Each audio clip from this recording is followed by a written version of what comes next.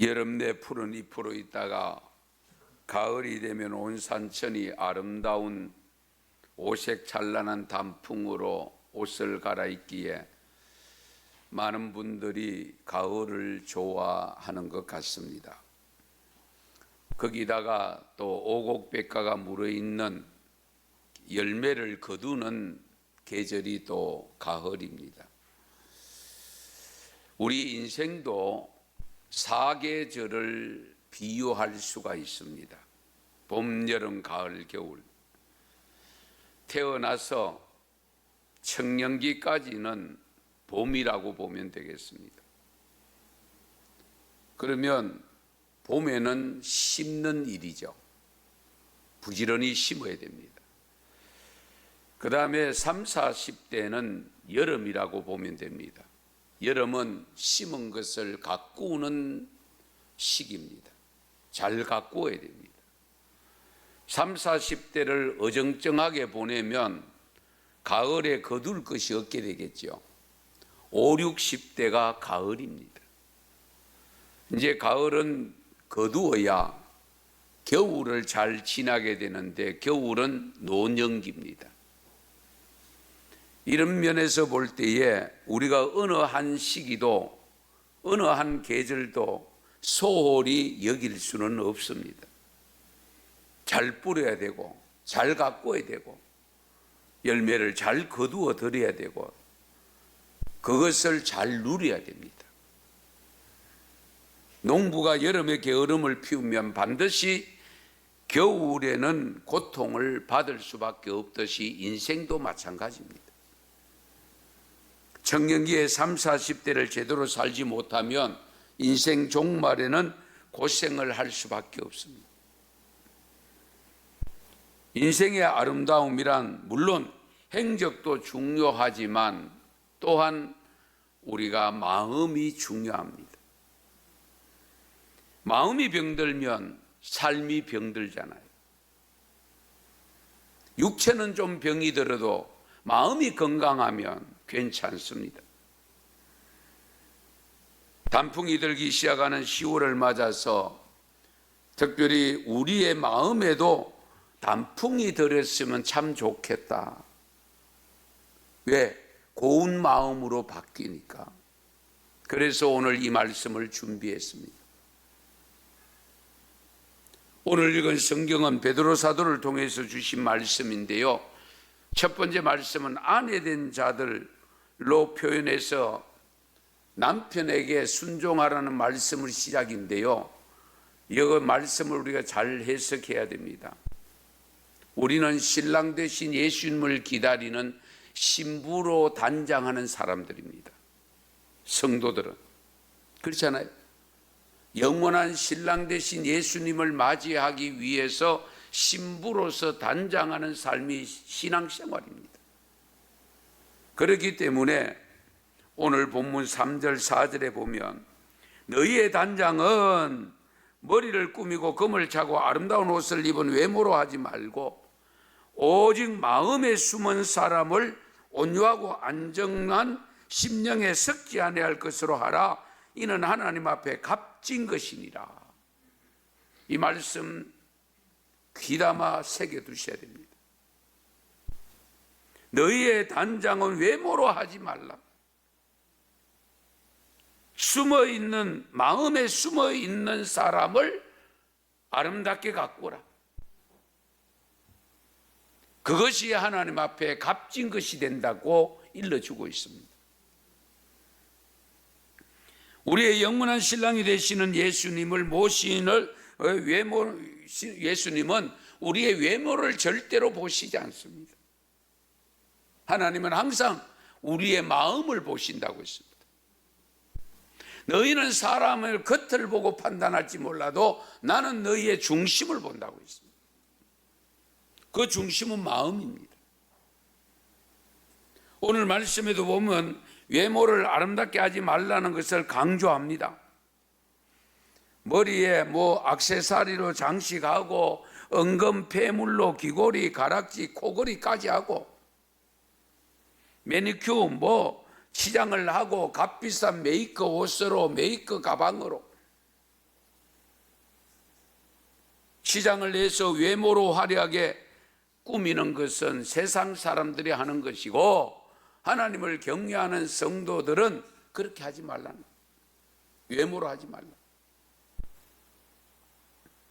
오히려 마음을 아름답게 하라. 그래서 오늘 말씀에 보면 마음에 숨은 사람이라고 표현했습니다. 마음에 숨은 사람이 어떤 사람일까요? 마음에 숨은 사람, 마음으로 만들어내는 사람.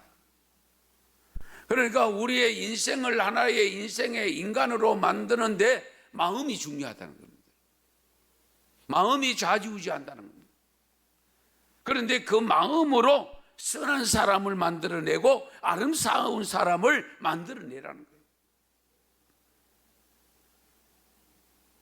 제가 이 말씀을 준비하면서요, 우리 사람들이 외모를 어느 정도로 갖고 오기를 원하고 있는가 한번 찾아보니까요, 마침 어제 인터넷 신문인 전남 좋은뉴스에서 국제 리서치 기구에서 중국 여성을 대상으로 실시한 조사에 의하면 불과 4%만이 스스로 아름답다라고 느낀다고 했습니다. 4%. 100명 중에 4명만 스스로 아름답게 느끼고 다른 사람들은 별로라는 거예요. 그런데요, 10여 년 전에 발표된 내용에 의하면 우리 한국 여성 가운데는 1%만이 스스로 아름답게 느낀다고 했습니다. 여러분은 어떻습니까? 어떻게 판단하고 있고 어떻게 평가를 합니까? 5년 전에 한국 갤럽에서 우리 인생에서 외모가 어느 정도 중요하냐 하는 설문조사를 했더니만은 매우 중요하다가 25%, 중요하다가 61%. 그러니까 중요하게 여기는 사람이 86%, 외모가 별로 중요치 않다고 한 사람은 14%밖에 안 됩니다. 그러다 보니까 우리나라가 성형수술로 세계적으로 이름이 나 있고 외국에서 성형수술 관광팀들이 올 정도가 되잖아요. 강남에만 성형외과가 400개가 넘습니다. 그러나 우리가 알아야 할 것은 참된 아름다움은 외모로부터가 아니고 마음에서 나온다는 것을 잊었으면 안 됩니다. 장차 예수님을 신랑으로 모시고 살 성도들은 항상 마음을 아름답게 가꾸어야 됩니다. 하나님이 원하시는 것은 결코 외모가 아니라 마음이기 때문에 마음이 아름다워야 됩니다. 잠언 4장 23절 자주 인용되는 말씀입니다마는 무릇 지킬 만한 것 중에 너 더욱 내 마음을 지키라. 생명의 근원이 이에서 남이니라. 마음을 지키라. 생명이 마음에서 나온다. 이것을 조금 비약적으로 해석하면 구원받고 못 받고는 어디로부터 시작되느냐? 마음으로부터 시작된다. 그래서 우리 마음을 잘 지켜야 됩니다. 마음이 허물어지면 다 허물어집니다. 나의 마음이 사탄에게 빼앗기면 결국 죄 짓는 대로 가잖아요. 그래서 마음에서 생명이 난다라고 일러주고 있습니다. 시편 53편 1절에 보면 어리석은 자는 그 마음에 이르기를 하나님이 없다 하도다. 그들은 부패하여 가정한 악을 행함이며 선을 행하는 자가 없도다. 마음이 부패하면 악을 행하고 하나님을 부정한다는 거예요. 예레미야 17장 9절에 보면 만물보다 거짓되고 심히 부패한 것은 마음이다. 마태복음 15장 19절에 보면 마음에서 나오는 것은 악한 생각과 살인과 간음과 음란과 도둑질과 거짓 증언과 비방이니라고 했습니다. 선한 것이 나와야 되는데 대부분 악한 것이 나와요. 그래서 마가복음 7장 23절에 보면 이 모든 악한 것이 다 속에서 나와서 사람을 더럽게 하느니라. 너희들이 입으로 들어가는 음식이 들어온 거 아니야? 마음에서 나오는 생각이 더럽다고 했어요. 마음이 부패하면 결국 진리를 대적합니다. 하나님의 말씀을 거부합니다. 마음이 부패하면요, 그 모든 행동이 더럽고 추한 쪽으로 기울어집니다. 그래서 마음이 정결하고 깨끗해야 되고요, 마음이 아름다워야 돼요. 얼굴이 이쁘다고 여자냐? 마음이 고와야 여자지. 그 노래 나온 지가 수십 년 됐잖아요. 외모만 고우면 사람이냐? 마음이 고와야 사람이다. 그렇게 해석할 수도 있습니다. 가을을 맞으면서 자연의 아름다움만 누릴 것이 아니라 우리 성도들은요, 마음의 단풍을 소유해서 세상 사람들의 시선과 발길을 우리에게로 돌리게 만들고 그것이 바로 그 시선이 예수께로 향할 수 있도록 만들어야 됩니다.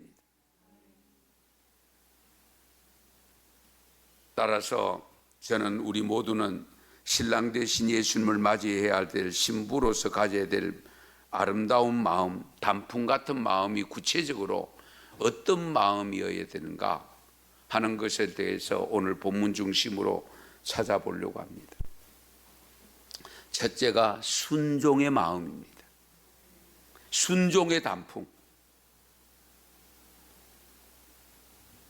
물론 오늘 읽은 말씀은 아내들에게 남편에게 순종하라는 것으로 되어 있는데요, 남편들 잘 들으세요. 이 말씀 들었다고 해가지고 순종 안 해도 될 일을 목사님 설교할 때 남편에게 순종하라고 했지, 내 말 잘 들으라, 이렇게 써먹으면 안 돼요. 신랑 대신 예수님을 향하여 신부된 남자 성도나 여자 성도나 할 것 없이 우리에게 주신 말씀이 이 말씀이에요.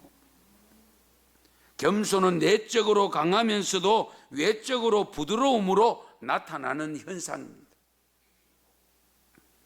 그러니까 외유 내강, 그것이 겸손입니다.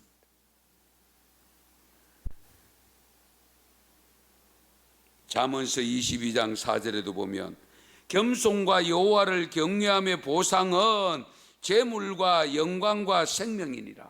잘 들으세요. 겸손과 여호와를 경외함의 보상. 이 겸손한 마음으로 여호와를 경외하고 겸손한 마음으로 형제를 사랑할 때에 보상이 주어지는데 재물과 영광과 생명이라고 했습니다. 우리가 원하는 거 다 돼 있잖아요. 그래서 시편 22편 26절에 보면 겸손한 자는 먹고 배부를 것이며, 시편 131편 1절에서 3절 말씀을 보면 같이 읽습니다. 여호와여, 내 마음이 교만하지 아니하고 내 눈이 오만하지 아니하오며 내가 큰 일과 감당하지 못할 놀라운 일을 하려고 힘쓰지 아니하나이다. 실로 내가 내 영혼으로 고요하고 평온하게 하기를 젖된 아이가 그의 어머니 품에 이성 갖게 하였나니 내 영혼이 젖된 아이와 같도다. 아멘. 겸손한 마음을 가진 자는 마음이 고요하고 평온하디. 그렇죠? 예. 미움이 생기는 순간에 마음이 불안하잖아요. 솔직히 평안한 마음을 가지고 있으면, 미운 마음 이런 것이 없으면은 자연스럽게 남을 높이고 내가 낮춰진 자리에 있으면은 마음이 불안할 이유가 없죠. 아무쪼록 겸손한 단풍을 가질 수 있기 바랍니다. 그리고 일곱째, 남을 축복하는 마음의 단풍입니다. 축복하는 마음.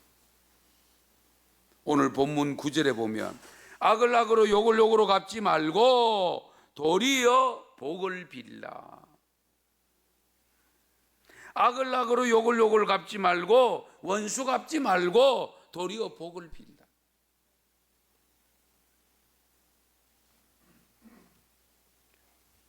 로마서 12장 14절에 보면 너희를 박해하는 자를 축복하라 저주하지 말라라고 말씀합니다. 왜냐하면 원수 갚는 것은 주님께 있기 때문에 그렇습니다. 우리가 목회를 하다 보면 또 여러분 신앙생활을 하다 보면 조심해야 될 것이 뭐냐면 분명히 잘못한 것이 보입니다. 그런데 권면은 할 수 있지만 내가 책망하면 안 됩니다. 그리고 책망하는 것은 하나님께 맡겨두셔야 됩니다. 그건 하나님이 하실 일입니다. 우리가 할 일이 아니에요. 다만 권면은 할 수 있죠. 그런데 오늘날 교회를 어지럽히는 경우 전부 나는 옳고 당신들은 나빠, 그러므로 내가 바르게 한다 하는 그 명목으로 더 문제를 일으키잖아요. 그렇지 않습니까? 우리 사회 속에서도 마찬가지입니다. 그래서 우리는 항상 축복하는 마음을 가져야 됩니다. 잠언 18장 21절에 보면 죽고 사는 것이 혀의 힘에 달렸나니 혀를 쓰기 좋아하는 자는 혀의 열매를 먹으리라. 말 정말 잘해야 됩니다. 우리가 복을 비는 것은 말로 하잖아요. 내가 줄 수 있는 게 아니잖아요. 복을 비는 겁니다. 축복입니다. 복을 주시는 분은 하나님입니다. 할렐루야. 그래서 여러분 기도할 때 이럴 때에 용어 사용을 잘 하셔야 됩니다. 목사가 성도들의 가정을 복을 빌어주는 축복입니다. 그러나 하나님이 축복하는 게 아니에요. 하나님은 복을 주시는 것이지. 하나님이 복을 빌어줍니까? 아니잖아요. 복을 주시는 거잖아요. 그러므로 하나님이 이 가정에 복을 주시옵소서 축복해달라는 단어는 맞지 않습니다. 사실. 그래서 우리가 말로 할 수 있는 것 중에 복을 빌어주면 얼마나 쉬워요. 마음 놓고 할 수 있잖아요. 내가 주는 거 아니잖아요. 다만 나의 마음을 가지고 빌어주는 거잖아요. 복을 직접 주시는 건 하나님이 주셔야 되잖아요. 그런데 빌어주는 거는 마음껏 빌어줄 수 있잖아요. 자녀들에게도 마찬가지고요. 형제들에게도 그렇고 이웃에게도 그렇고 친구에게도 누구에게든지 복 빌어주는 것은 얼마든지 할 수 있습니다. 그렇기 때문에 항상 남을 축복하는 마음의 단풍을 가질 수 있기 바랍니다. 그래서 민수기 6장 22절 26절인데요. 우리 같이 한번 읽겠습니다. 여호와께서 모세에게 말씀하여 이르시되 아론과 그 아들들에게 말하여 이르기를 너희는 이스라엘 자손을 위하여 이렇게 축복하여 이르라. 여호와는 내게 복을 주시고 너를 지키시기를 원하며 여호와는 그 얼굴을 내게 비추사 은혜 베푸시기를 원하며 여호와는 그 얼굴을 내게로 향하여 드사 평강 주시기를 원하노라 할지니라 하라. 아멘. 아론이 제사장이잖아요. 너희들이 백성들에게 축복해 줄 때 이와 같이 해라. 그래서 저는 이사 예배를 가거나 입택 예배를 가거나 개업 예배를 갈 때에 마지막에 축도할 때 이 축도문을 많이 사용합니다. 아론에게 축복해 주라, 축복하라 했잖아요. 복을 빌어주라고 했잖아요. 어떻게 비느냐?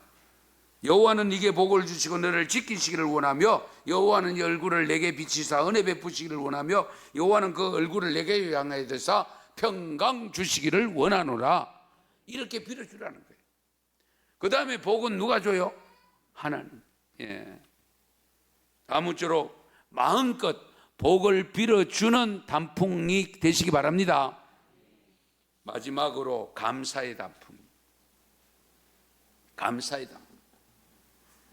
감사에 대해서도 우리가 수없이 듣는 말씀이기 때문에 길게 말씀드리진 않겠습니다만은, 내가 먼저 감사하는 마음이 충만해야 감사를 해줄 수 있고 감사를 받아들일 수가 있습니다. 아침에 보는 햇살이 비치고 사랑의 인사로 서로 인사할 사람이 있고 길을 걸을 때 혼자가 아니라 여러 사람이 함께 걷고 있다면 감사하셔야지. 아무리 피곤하고 힘든 세상이라도 그래도 이런 세상이 있고 내가 살아가고 있다는 것. 저는 여러분 한번 생각해 보세요. 이 자리에 나와서 예배 드리는 것 하나만으로도 감사할 수밖에 없잖아요.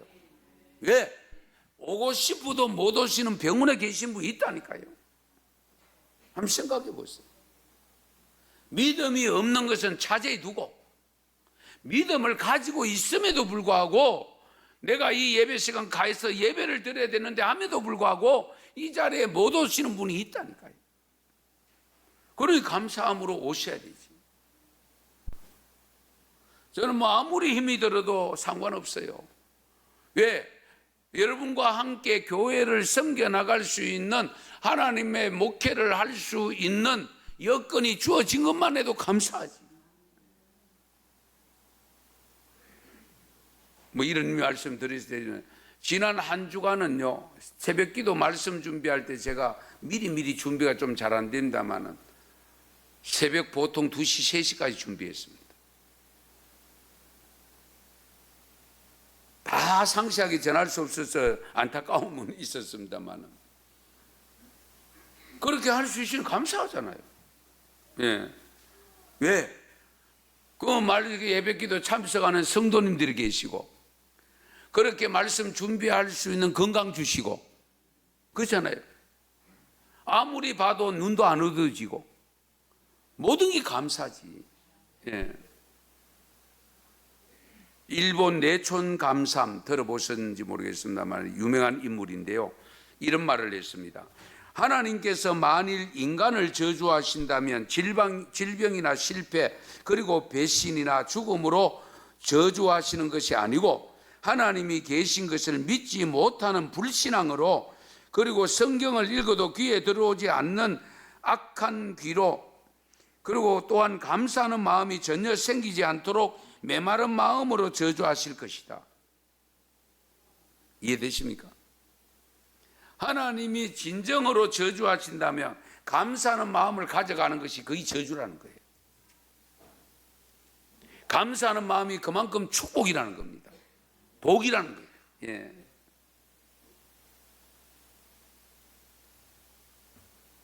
감옥과 수도원, 여러분 수도원 아시죠? 별로 차이가 없습니다. 그런데 감옥과 수도원에 큰 차이가 있다면 감옥 속에 있는 사람들은 전부 불평하고 앉아있고 수도원에 있는 분들은 감사함으로 수도 생활을 하고 있습니다.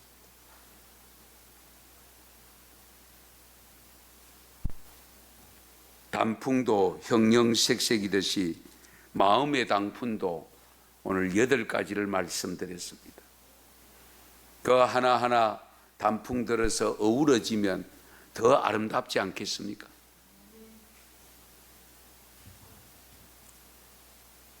그러면 여러분의 마음에 아름다운 단풍을 가지고 있으면 주위에 있는 사람들이 다가와서 존경할 것이고 덕스럽게 여길 것이고 그 아름다운 사람이라고 아름다운 인생을 사는 사람이라고 축혀 세워 주실 겁니다.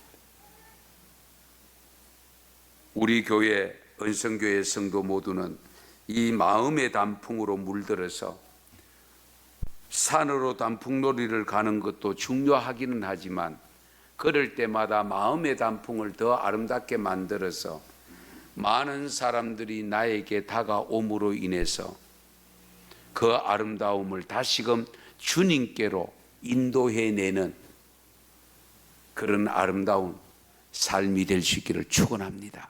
축복합니다. 기도드리겠습니다.